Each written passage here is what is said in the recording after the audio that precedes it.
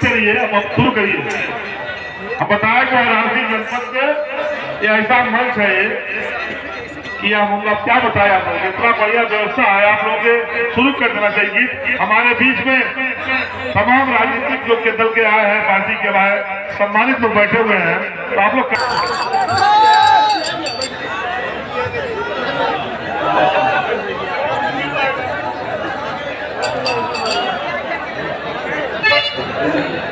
hello hello hello hello hello hello hello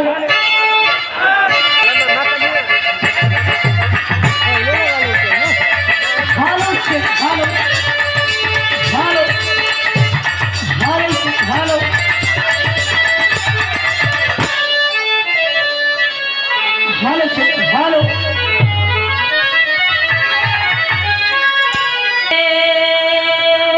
मैया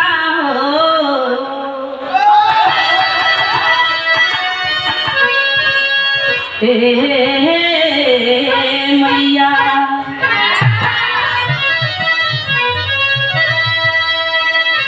सरस्वती मैया पड़त बानी पैया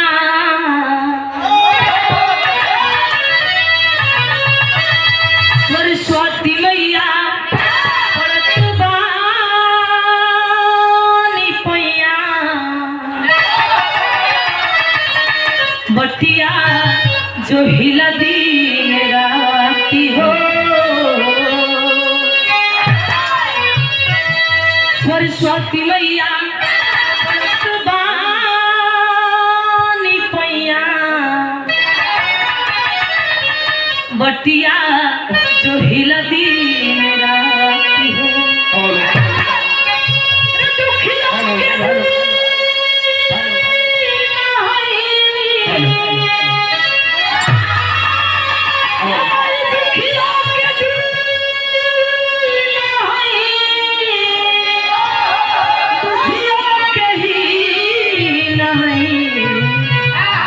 सब कहेला लक्ष्मी गैया